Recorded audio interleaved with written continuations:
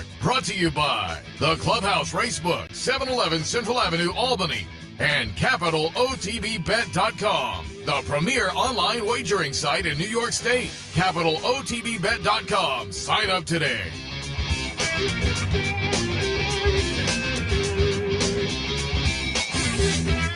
Good morning and welcome to the Handicappers Report on this Saturday morning. I'm Seth Merrow in the studio, solo today. Our colleague Anthony Mormino overseas. We'll get a little report on his trip to London next week, hopefully. But I would expect and hope he and the family are having a good time. But I'll be in here this morning and double duty. I'll give you some thoughts on Belmont for today, as well as Monmouth Belmont with a couple of really nice stakes.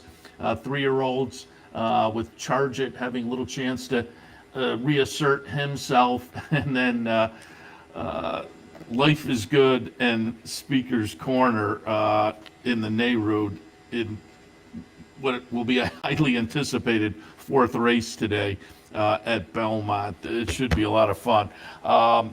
So again, I'd like to take a look at a little Belmont, a little Monmouth, but Churchill going to have a great day today as well. Of course, we'll have all of that later on OTB Live. I'll come in, return at about 12:30 or so to take a look. Live looks all afternoon as usual, but coming up at 10 o'clock today, we will also have some discussion about Churchill, Stephen Foster Day, as the meet wraps up this weekend down at Churchill. Some of the undercard stakes also we'll talk about with our friend Joe Christofek, the paddock commentator down there at Churchill. He'll join us during the 10 o'clock hour, and we'll also be joined by our friend Brian Nadeau because it is sprint day down at Gulfstream with a couple of nice sprint stakes coming up. The Smile Sprint, which will feature Drain the Clock, and the Princess Rooney, which will feature CC. So again, the Summit of Speed card down at Belmont, and we'll talk a little bit down at Gulfstream, and we'll talk a little bit about those two Summit of Speed stakes down at Gulfstream with Brian Nadeau. And again, that'll come up at the 10 o'clock hour with Racing Across America. As far as updating, I've been trying to do it all week long to catch people up to what to expect over the next week.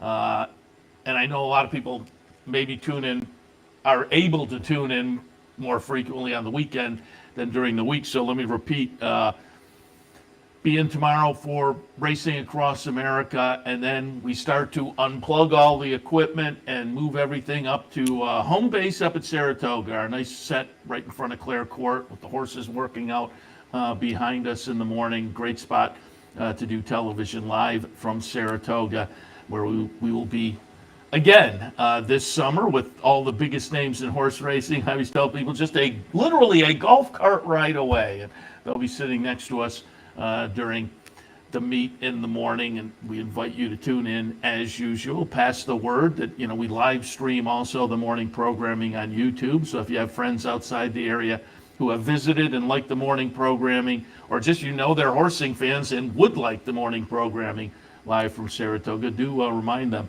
that we stream the morning programming on the Capital OTB YouTube channel live every morning. So that will happen during Saratoga. But the upshot is tomorrow, Racing Across America, and then, as I say, we start to move all the equipment up. So we won't return until a week from today. We'll come on and have a little bit in the morning from Saratoga next Saturday morning, and then we'll be back on Wednesday, the day before the meet, and we're just going to run through make sure all the equipment's going and everything, and just get a head start in a couple of days before the meet starts. And then, of course, week and a half or so, opening day on that Thursday, we will be live from Saratoga. It should be fun, and I have been out and about, obviously, over the past, certainly the past 2 weeks, but probably going back 2 months. But it has been ramped up over the past 2 weeks as I've stopped and gotten gas or been walking through the supermarket. Everybody's, you ready for Saratoga? You ready for Saratoga? And so people are looking forward to it. And the way that various divisions have shaken out so far in the first half of the year, stakes-wise, I think it is shaping up to be a really, really fun summer up in Saratoga. So we're looking forward to it. And again, we'll kind of wrap things up for a little period tomorrow on Racing Across America. And then as we move our equipment up and unplug here and plug in up there, we'll be off for about a week and then back on a week from today for right about this time next week. It's right around the corner. Right about this time next week, I will be sitting with Claire Court behind me. So that will be the game plan for the next week or so as far as the programming here coming out of our local studio. All the tracks that you expect will be on as normal in the afternoon, and you can hone your handicapping skills and hopefully put a little extra money in your pocket over the next week and a half or so to get ready for Saratoga. All right. Again, I'm going to take a look at some Belmont and some Monmouth today. So why don't we kick things off with Belmont Park on this Saturday, July 2nd. Belmont's opener today. Maiden special 2-year-old fillies going 5.5. Opener Belmont, I have it 5, 6, 7 in the one entry. Fly High is on top for me. By Gun Runner, obviously that's attractive first time out. They paid a good amount of money for this horse a little earlier this year down at that Gulfstream sale. I was there that day. That's become a popular sale. A lot of the big names are down there. The Fasig-Tipton sale in the Gulfstream paddock leading up to Florida Derby week. But again, this horse attracted over $300,000. Mike Rapoli, the current owner, and Todd Pletcher, the current trainer, and worked a quick 10.1 before that 2-year-old sale. There is a sibling that was a sprinter called Apprehend, or is called Apprehend. Started the career 2nd, 4th, and then in the 3rd and 4th starts 1. So win early with the connections, win early with the breeding, Gun Runner on top. So number 5, Fly High, the top pick there. Todd Pletcher also has Ransom Style. This one was sold at OBS this year. Also worked a quick 10.1 before the sale. I think there's a little breeding overall here as well. So similar scenario to the top pick. And then Bolt d'Oro, the sire of Tribal Queen. And Bolt d'Oro is just off to a very, very good start as a sire, a win early sire, a debut sire, a sire of debut runners. And so with Bolt d'Oro on top, again, a little bit of breeding for the Tony Dutrow trainee Tribal Queen that I found intriguing. So interesting opener today at Belmont. Some horses that potentially we'll see up at Saratoga in either first level allowance races or maybe, who knows, some of the 2-year-old filly stakes up there. But in the opener, Belmont, 5, 6, 7, and the 1 entry for me. Belmont in race number 2, scheduled on the grass. I'm going to handicap for the grass, but dirt picks are available on the one sheet, and the one sheet's available over on the website. So dirt pick alternatives are available. And if you were checking for the one sheet on I know there was a couple of emails and some tweets. There was a little technical difficulty with the one sheet on the website for a few days this past week, but that's been resolved. So you can find the one sheet on the usual spot over on capitalotb.com with the various selections. Second race, though, at Belmont, 9, 2, 6, and 8. Number 9, this just seems like a race that has a lot of speed. And I originally was looking at Twirling Patty, and that one won on the front end at Churchill last time to break the maiden. I don't think that's out of the question. Basilia also has a little speed. This one, though, Basilia may be the one that will kind of stalk and pounce, but I thought of the stalk and pouncers, I was going to tilt a little towards maybe later. So I'm hoping that, Twirling Patty and maybe Linny Kate go out and maybe get pushed a little bit by Basilia. And the one that does kind of sit back and then make a late run turns out to be maybe later. But this is a little bit of a crystal ball. One of those that as they get about halfway down the backstretch, you will get a better idea of how it's going to play out. Because sometimes you look at the PPs and you think this one's going to go out or these two are going to duel, and then all of a sudden the jockeys have other ideas, and somebody's just out there floating on the lead, and it doesn't quite play out the way you were expecting or hoping. But we will see. I'll put maybe later on top and hope for the stalk and pounce. Twirling Patty, though, if speed does conquer in here, I think Twirling Patty will be the one to do it. Basilia, again, has maybe a little bit of a stalk and pounce, but I'm hoping that one goes out, and there's a little bit of a push on the front end amongst a few of these. We shall see. But in the second race for me at Belmont today, I have it 9, 2, 6, and 8. Race number 3 on Saturday afternoon. State-bred maiden claimers going 1 mile. 7, 3, 2, and 1 in the third race. Lucky Brody, 3 to 5 on the morning line. And I will say, David Aragona does a really good job with the morning line. And there was a time where 3 to 5 was just kind of unheard of in the morning line, it seems like. And these days, you put it on the morning line, and the horse is probably going to be 1 to 5. The betting public just seems to, over the past couple of years, they love the favorites, and they jump on. And if you watch in the afternoon, there are a lot of times, there are horses that, yes, they're the most likely winner, and I'm using them on top, but you look up and you say, most likely, but not 2 to 5 or 1 to 5 most likely. Now, we shall see on Lucky Brody what the odds eventually turn out to be. But this one is getting a little bit of class relief, and on the numbers probably does have the edge. So this one I wouldn't argue with a short price. 3 to 5 seems maybe a little too short, but I think David Aragona is probably right. It won't shock me if this horse goes down even a little more. But these are maiden claimers, and this is a horse that's had 13 tries. So alternatives, Lucky Mucho Man drops down a little bit down the maiden claiming ladder, state-bred maiden claiming ladder. It's only the 6th career start, so a little more lately raced than many others in here. And, the numbers 2 and 3 starts back stack up very nicely, are in the ballpark with the top pick. Tuesday's Child has been racing on the dirt recently as compared to Lucky Mucho Man, who has a little more turf recently.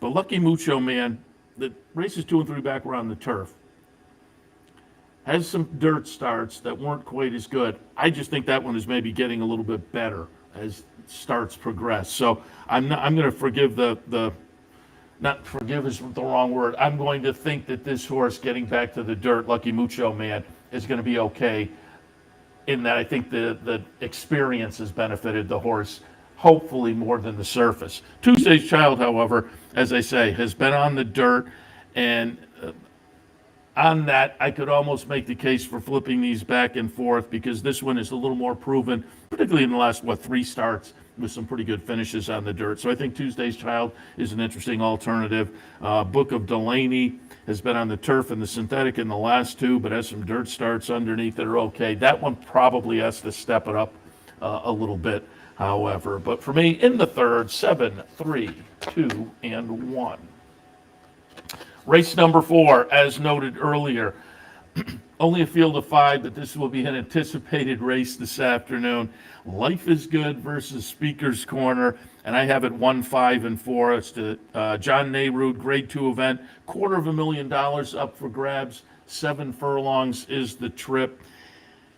Boy, I've liked Speaker's Corner for a while now, and I debated, do I go in that direction or not? And Life is Good is coming out of the 4th place finish in the Dubai World Cup. I just thought, off the Pegasus World Cup win earlier this year, and just what we've seen so far earlier in the 2-year-old and 3-year-old career for Life is Good, I'm going to go back to him. I put him on top, but boy, this is going to be fun, because Life is Good comes out of the 4th in the Dubai World Cup, and Todd Pletcher, I think, was kind of forgiving of that, and is expecting a rebound this afternoon. Speaker's Corner comes out of a 3rd place finish in the Met Mile behind Flightline, comes in with a bullet workout for this, and both of these 2 back had the big performances. Life is Good, Pegasus win down at Gulfstream that was really good looking. And 2 back for Speaker's Corner was the Grade 1 Carter win, which was very good looking, and got him a 114 buyer. So I'm going 1-5. I could have almost just as easily have gone 5-1. I'm going to be interested to see how the betting public shakes these out. These two, I think, dominate as compared to the rest of the field, but I'm going to be interested to see where the betting public goes and how close these two are, because I think they're razor close talent-wise, and we'll see what the betting public decides a little bit later on. This race will go off just about 2:30 this afternoon. Race number 4 at Belmont, the John Ney route. I have it 1, 5, and 4, and I'm really looking forward to it. 5th race this afternoon. Again, we're on the turf. Maiden special 3-year-olds and up. These are maiden specials, as I say, on the turf, going 1 mile and a 16th. 4, 5, 8, and 7 for me. I put Internal Capital on top, as the name might suggest. It's Chad and Klarovich. First foal from the dam, so you couldn't find out too much there, but by Tappet, they bought this one at Keeneland in 2020 for $300,000. So it's a little bit of a belated debut, but we know that they can be patient with horses, and they wind up, the horses and the connections wind up benefiting from that very often. This one's been working out over at Monmouth, and I think will run well in debut. Also by Tappet is Capensis. I'm taking a shot there. First-time starter from Todd Pletcher. And you look up above, and as I say, Internal Capital was purchased at Keeneland in September of 2020 for a hefty $300,000. Well, same sale, Kentucky, Keeneland, September 2020. Capensis also purchased for $2 million. And you would think spending that money, this is a little bit of a belated debut, but comes in up some nice workouts up at Saratoga. I would expect this horse will be a runner. And then Mbwat, the number 8 horse, couple of starts so far. They both been sprint starts, one last October, one in May. The debut effort last October, the horse went off at 3-5, ran 3rd. The comeback effort went off at 7-2, so has taken a little bit of money. Both of the first starts were sprints. Blinkers go on today, stretches to 1 mile and a 16th. This one might be a little bit interesting. Maybe offers some value. 9-2 on the morning line. I'll be interested to see what my top 2 take. There's another Chad Brown runner in here, running B. That one's 10-1 on the morning line. So both the 7 and the 8, if they offer some odds, could be intriguing. Breakwater for Shug. The number 2 is a horse that trying the turf for the first time, stretching out after a couple of 7-furlong sprints on the dirt. 4-1 on the morning line, but again, if that one floated up at all, Breakwater would also be perhaps a little bit intriguing in here. In the 5th at Belmont, 4, 5, 8, and 7. All right, let's head to a break. When we come back, we'll continue our look at Belmont for Saturday afternoon. A little bit later, it is Monmouth Park in the mix. Stay tuned. I'm Seth Merrow, and as serious horse players, we know that information is critical when placing a bet. With live streaming of more than 30 tracks, race replays, free past performances, and daily picks from professional handicappers, no one gives you more up-to-the-minute information than Capital OTB. Combine that with the best player awards in New York State, and you have everything a serious horse player needs to be successful. Win more with Capital OTB. Winning starts here. Capital OTB is now streaming live on Roku. The RTN Racing channel on Roku lets you watch OTB TV live through your Roku device or your Amazon Fire Stick, rather than being limited to computers and mobile devices, which means you can now watch OTB live wherever you are. Simply open Roku, scroll to find the RTN channel, then click on OTB TV. OTB TV on Roku. Try it now. Birdstone is an outside front. They're coming down to the finish. Can Smarty Jones hold on? Here comes Birdstone. Birdstone surges past. Birdstone wins the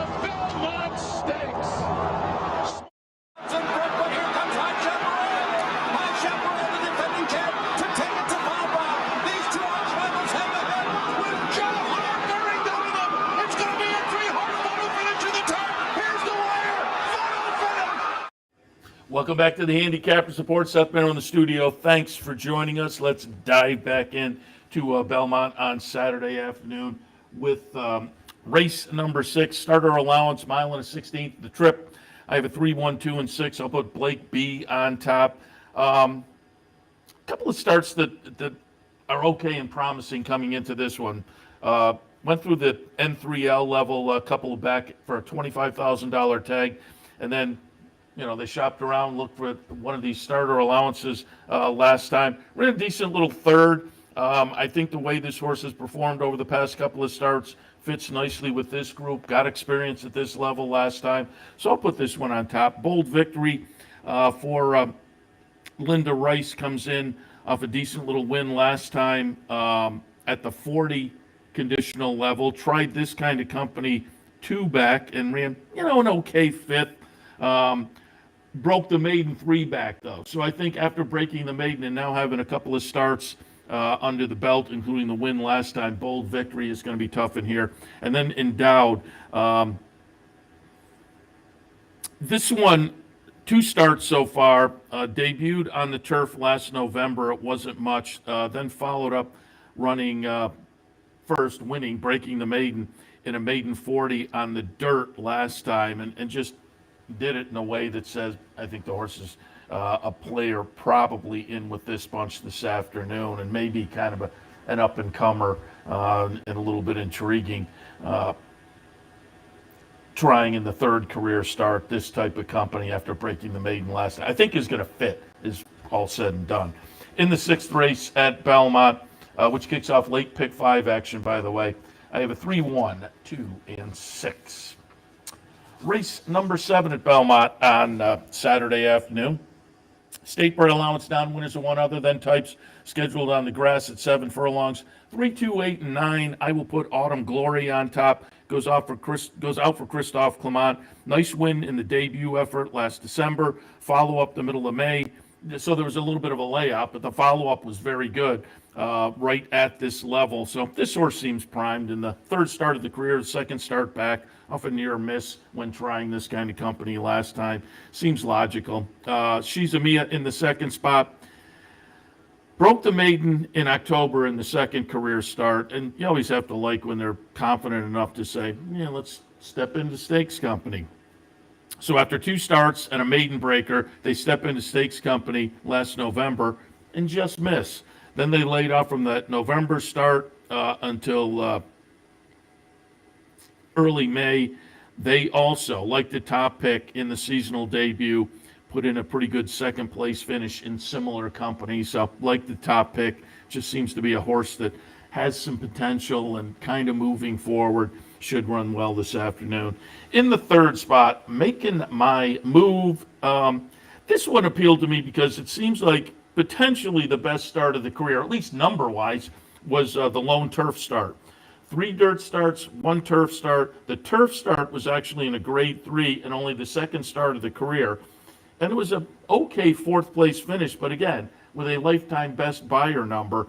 So the return to turf in the 2nd start of the season for the John Kimmel trainee, Jose Ortiz on board, it all kind of adds up to mean this horse becomes very, very interesting, again, with the return to the turf. So, and a fitness builder under the belt to start the season. Has some nice early speed, should be prominent throughout, so also a player in here, obviously. In the 7th at Belmont, 3, 2, 8, and 9.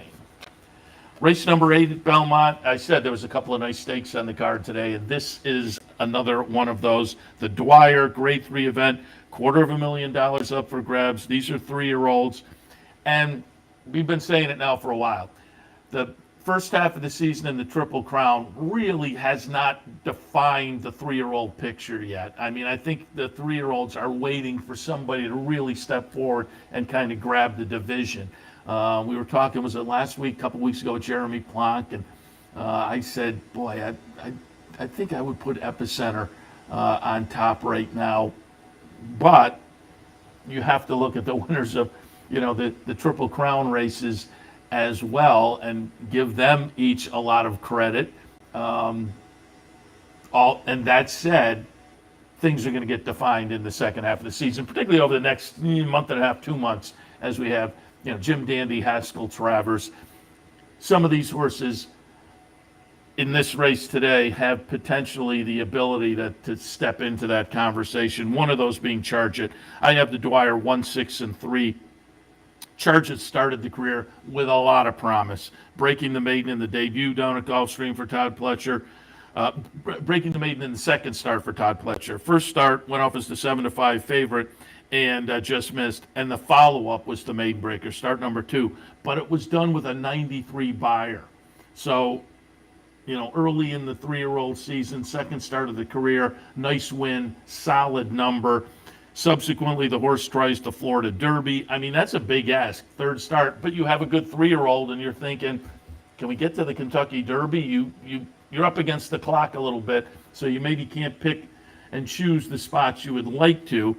They wind up a good second in the Florida Derby behind White Abario.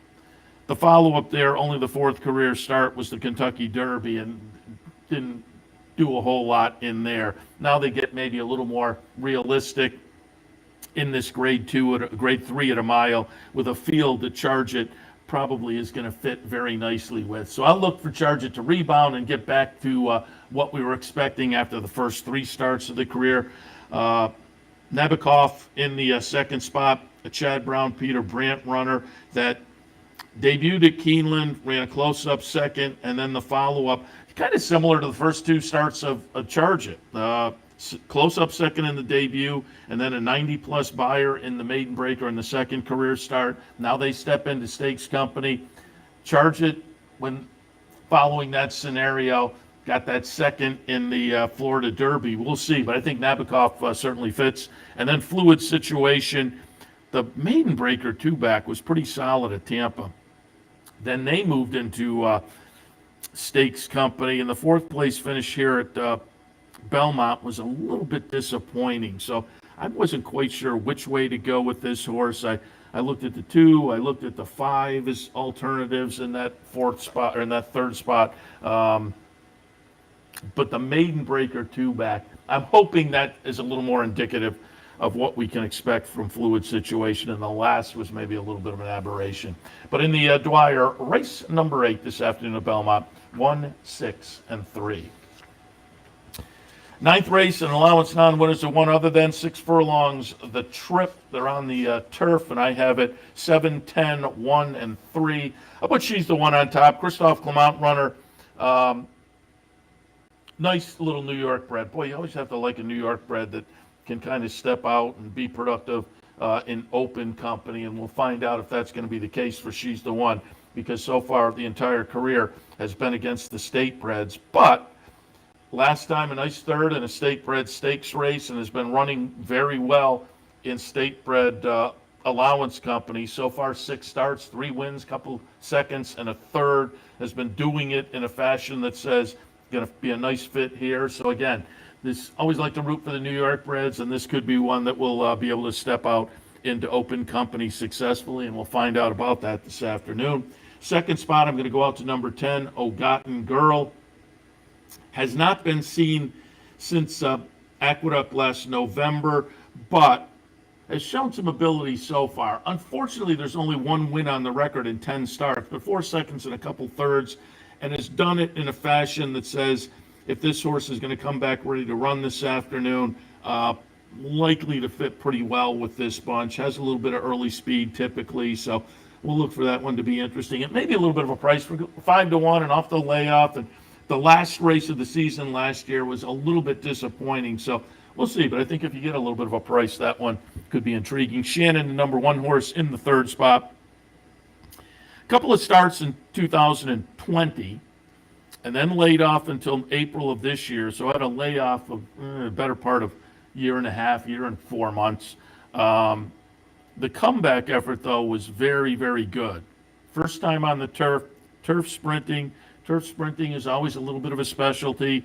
So successfully proved to be potent at that specialty. Now has moved into the Brad Cox barn. Shannon could be an interesting player in here. Lightly raced, but could be intriguing in the 9th race at Belmont this afternoon, where I have it 7, 10, 1, and 3.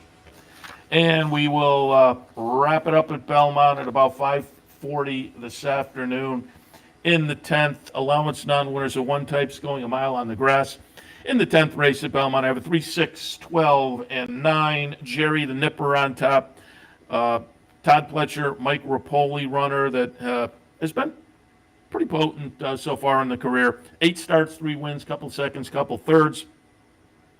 The last 3 starts have been in this non-winners of one company at Aqueduct and Belmont. This is a New York bred and started the career facing New York breds, but again, those last 3 were in this kind of company and just seems to be moving in the right direction and kind of getting back into shape as the year progresses. Nice little workout up on the turf at Saratoga the other day in anticipation of this. So with that workout under the belt, I'll expect, and the last couple of workouts were on the turf up there, so I'll put my trust in Todd Pletcher, and maybe the 5-1 price holds up with the turf experiment. But I think this one's going to be okay on the turf, and if so, again, in the current forward-moving progression, Jerry the Nipper looks pretty intriguing. Celestial City in the second spot, 8-1 on the morning line for the Shug horse, who similarly has some numbers that are moving in the right direction. Tried Stakes Company last time over at Monmouth in the Jersey Derby and just missed in there. Lifetime best buyer. And so, again, the horse is moving in the right direction and could be primed this afternoon. And then in the third spot, I'm going to go out to number 12. Chad Brown, Peter Brandt, European import. And I was intrigued enough to consider moving this one up into one of the top 2 spots. I just wasn't sure what to make of this horse, and class-wise, what we were facing over in Europe and whatnot. But more importantly, the horse is on the outside, and that just left me to shy away a little bit. And I have the horse in the mix.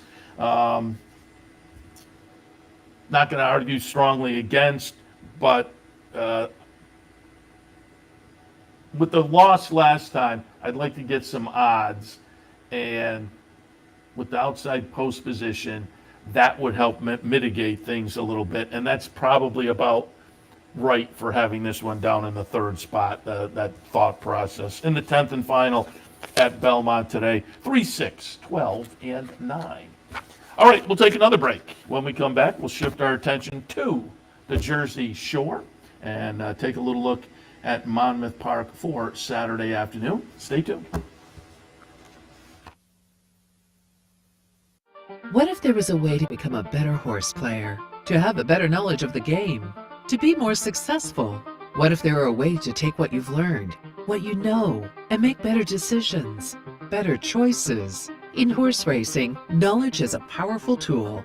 Race results and replays, past performances and live streaming, wagering from all your digital devices.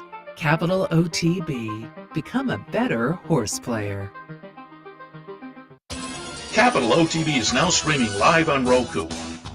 The RTN Racing channel on Roku lets you watch OTB TV live through your Roku device or your Amazon Fire Stick, rather than being limited to computers and mobile devices, which means you can now watch OTB live wherever you are. Simply open Roku, scroll to find the RTN channel, then click on OTB TV. OTB TV on Roku. Try it now.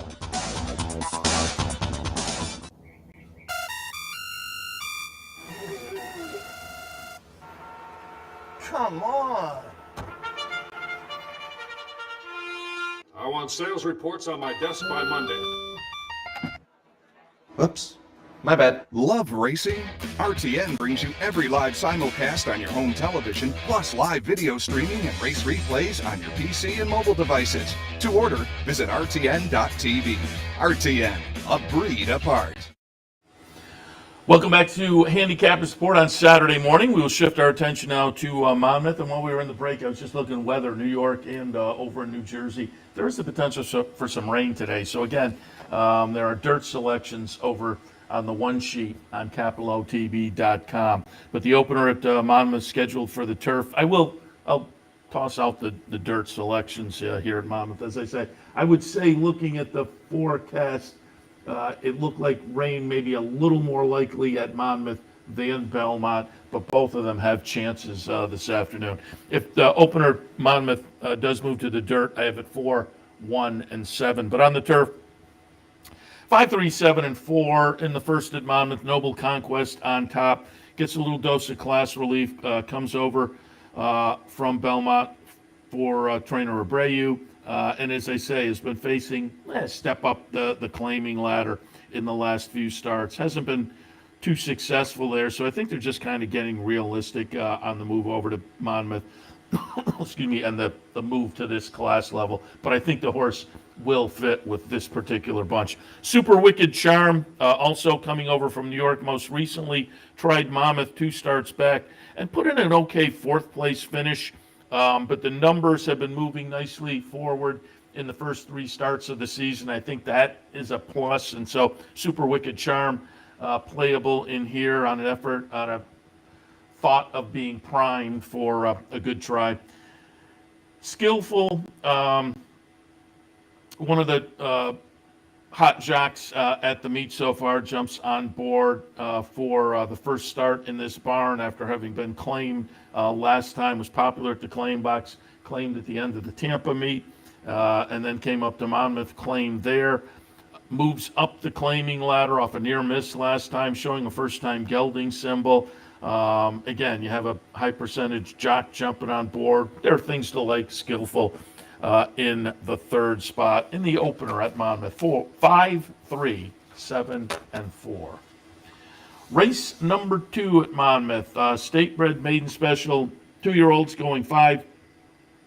I have it 4, 5, 3, and 2. I put Jersey Greg on top. I have to think it's probably named for the trainer, Greg Sacco.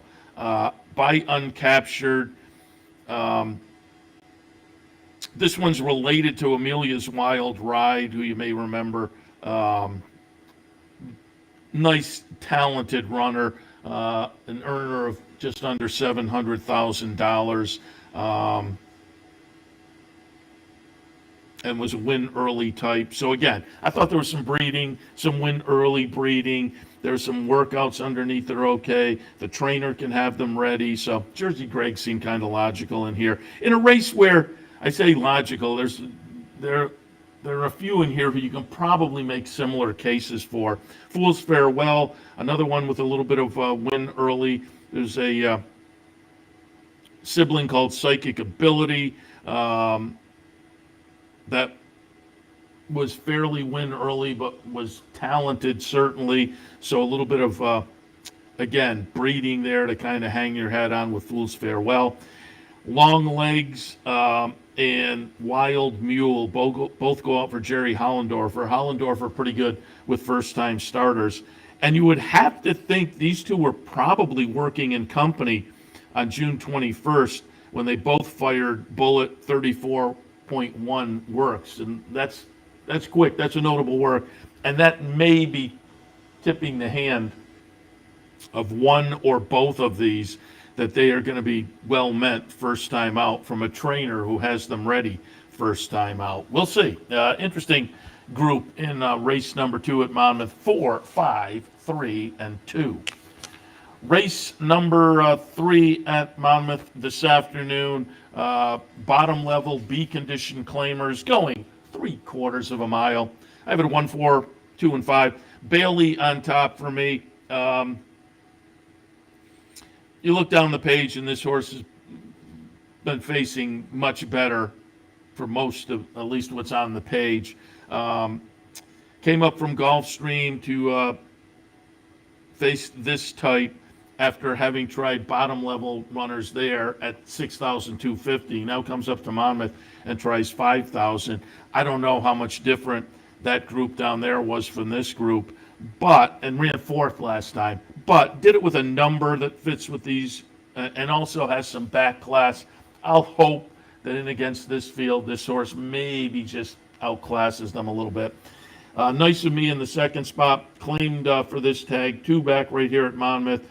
Then they got ambitious and bounced up in a saltier group last time.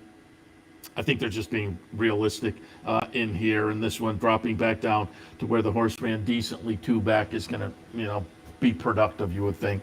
Relishment in the third spot. Another one similar to Nice of Me. 2 starts back, 3 starts back, ran decently at this level. Then they got ambitious and tried the saltier company last time.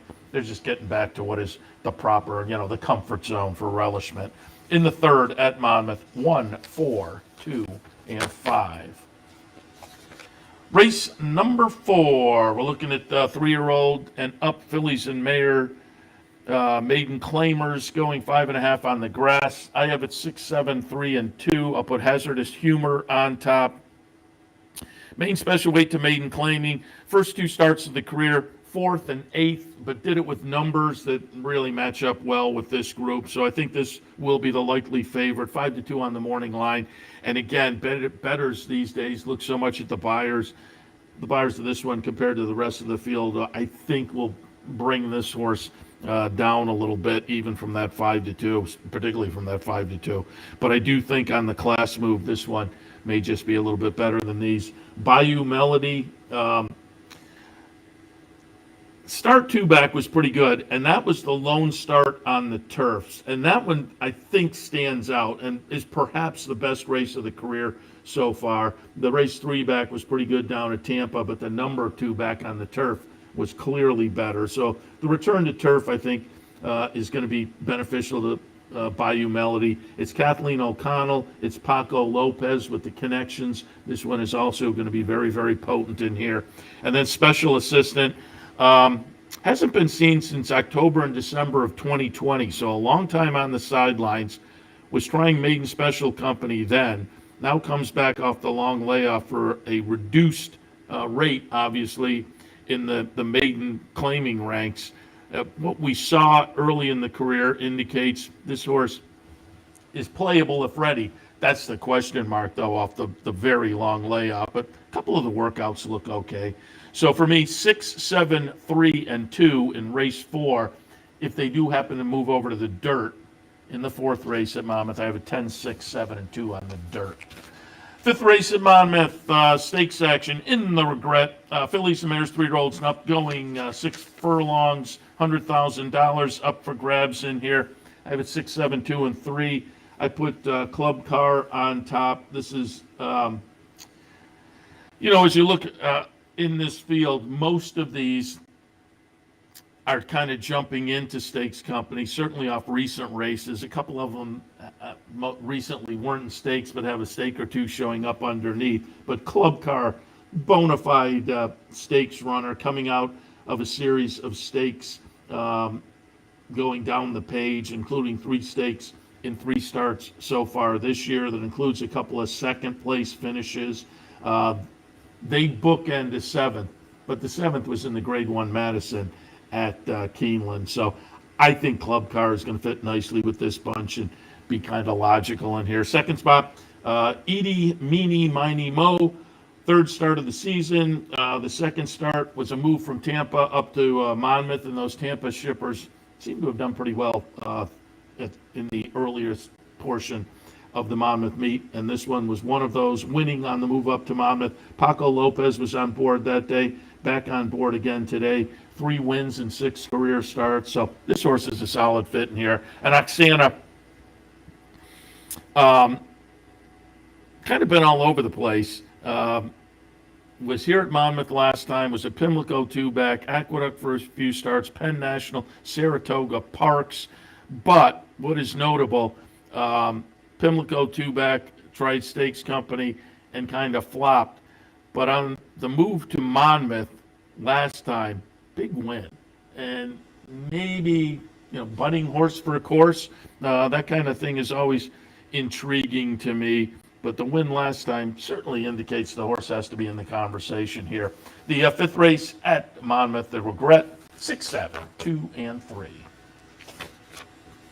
Race number 6 at Monmouth, maiden special, 2-year-olds going 5. I have a 2, 4, 5, and 3. The number 2 is Delta Delta. Army Mule, not too many first-time starters this year, but has seemed to have done all right. 6 first-time starters so far this year, a win, 2 seconds, and a 3rd for the sire.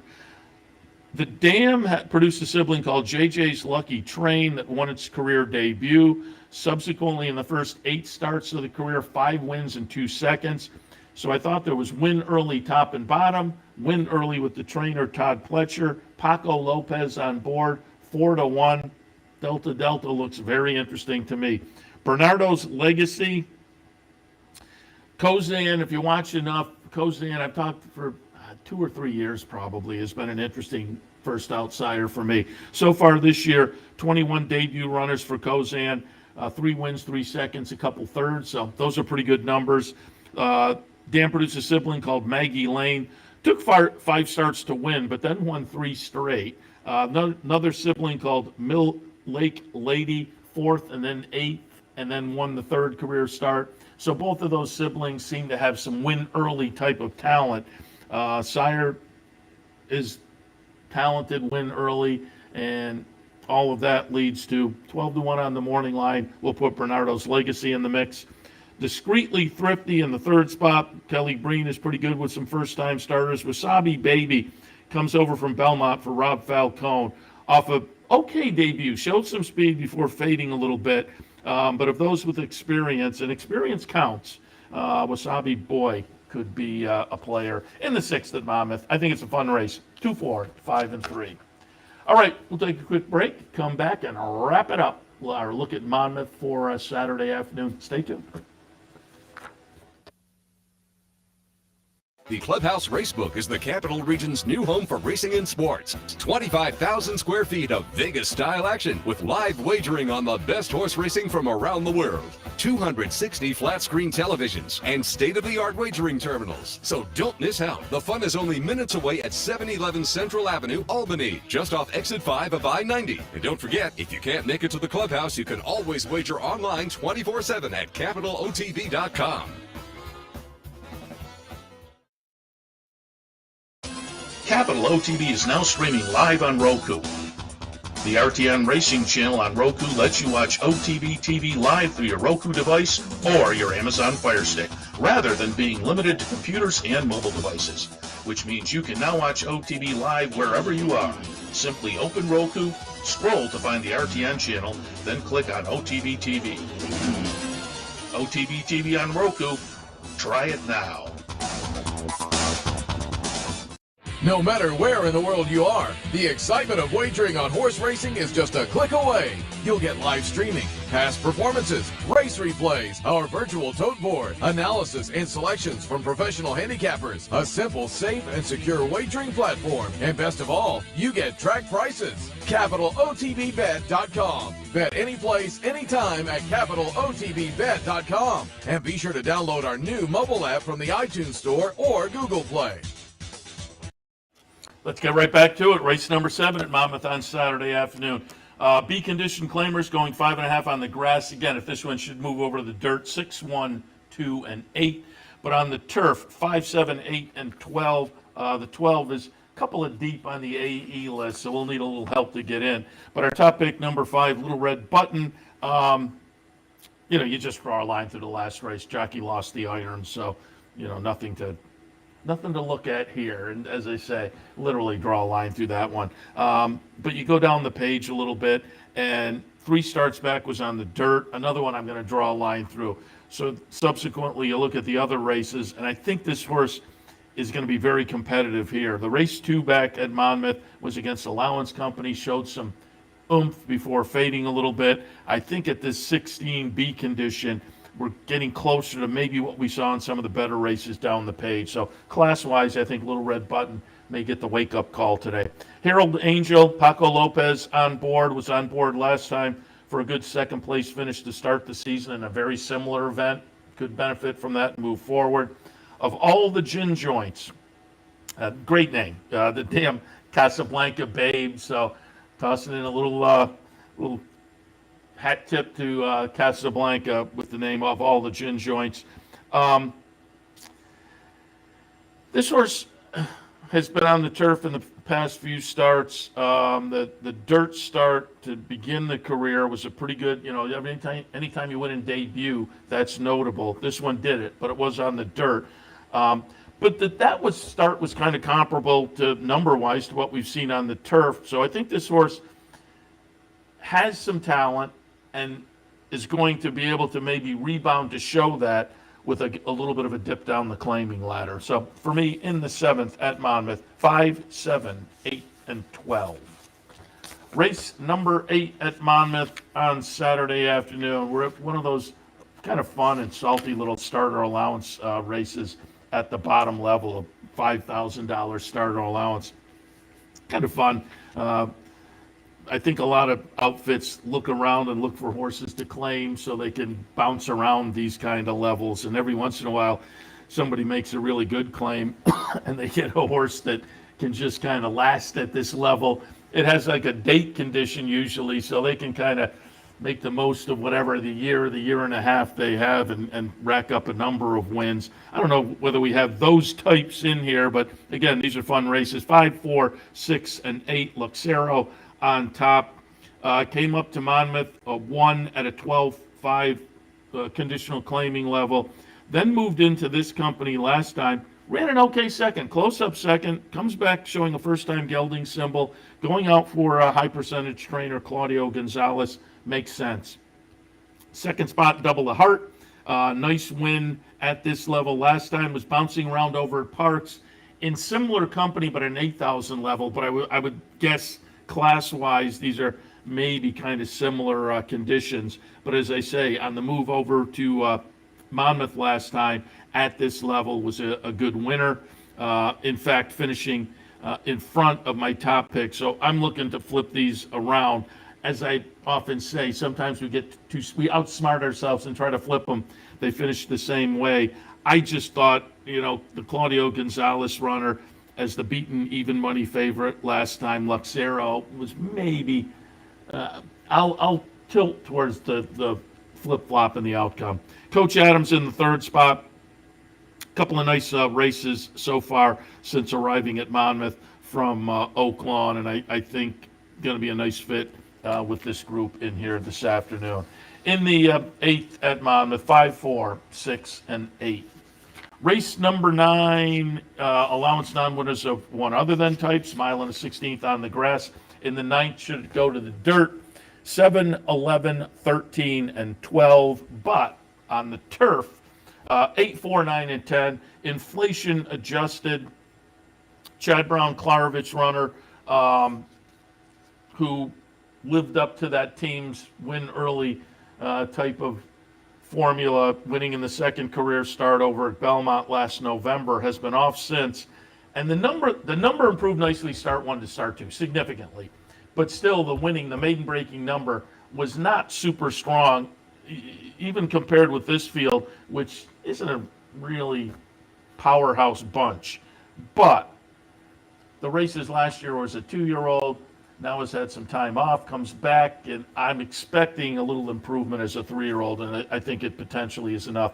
And if we get that 6-1 morning line, I think I'm getting the price to take that gamble. Chad Brown, Peter Brandt have James Jones, so looking for the Chad Zacta, as it were. Chad Brown finishing 1-2. This one comes in from Churchill most recently.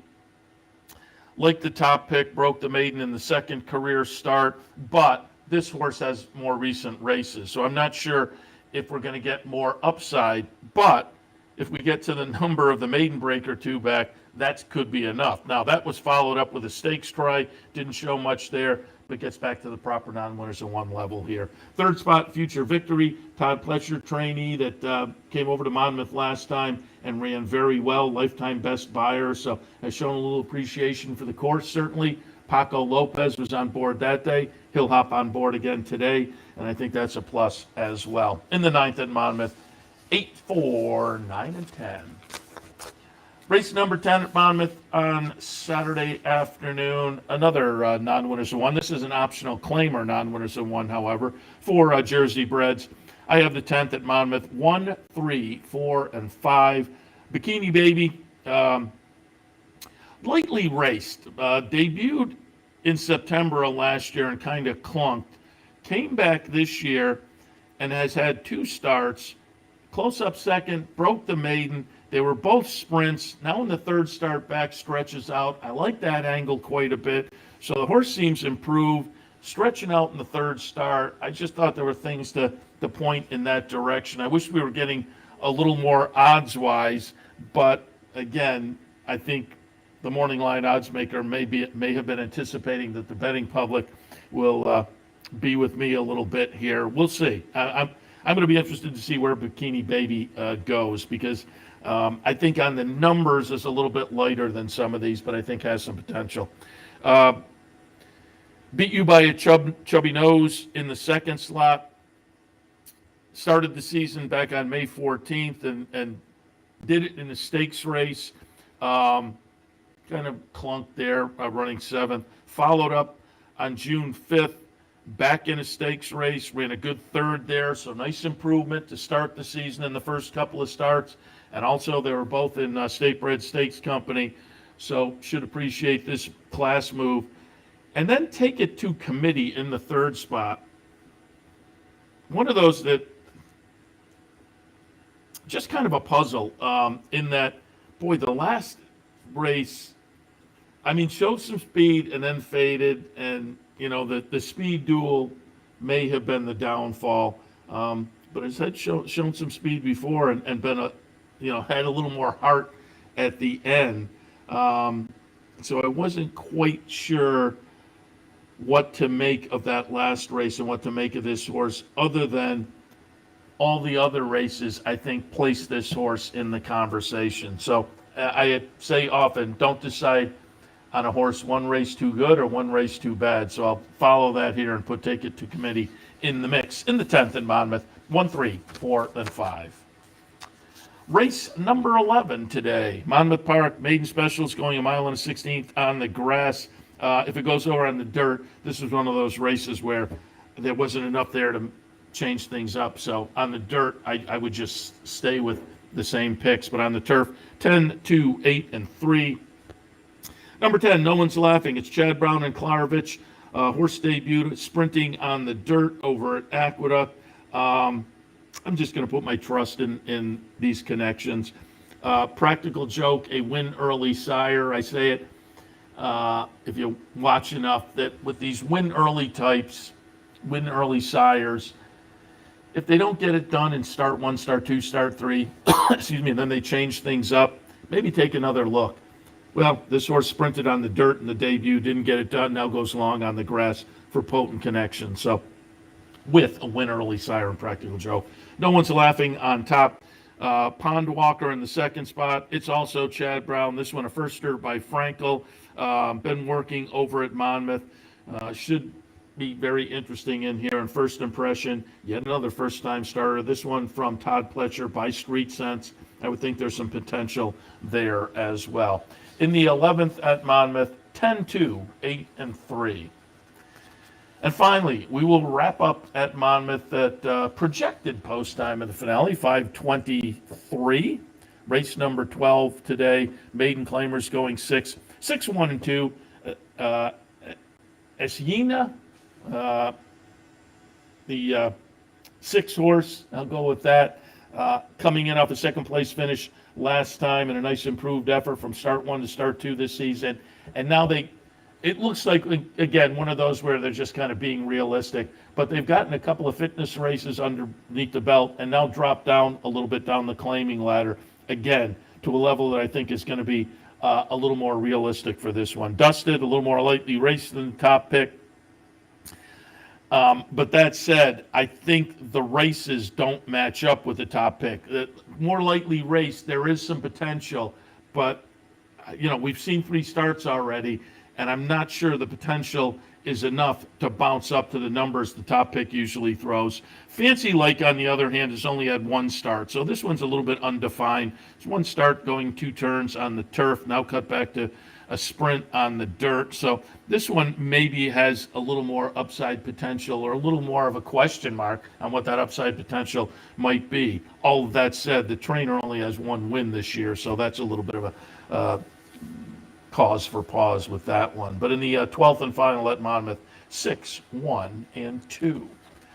All right, we will head to well, we'll wrap up the show. We will head to a break, but we'll wrap up the Handicappers Report for this Saturday morning, because up next is Racing Across America. We'll kick things off. We'll have some news and notes, but a little bit later on, Brian Nadeau will join us from Gulfstream Park, Summit of Speed Day. So a couple of nice sprint stakes down at Gulfstream, and then a little bit later on, Joe Christofek will give us some thoughts on the Stephen Foster and more on a big day, closing weekend at Churchill Downs. All of that coming up on Racing Across America. Thanks for joining us for the Handicappers Report. I'm Seth Merrow. Stay tuned. We'll be back in a few with Racing Across America at 10 a.m. A little after 10 a.m., actually. You're watching OTB TV, a service of Capital Off Track Betting.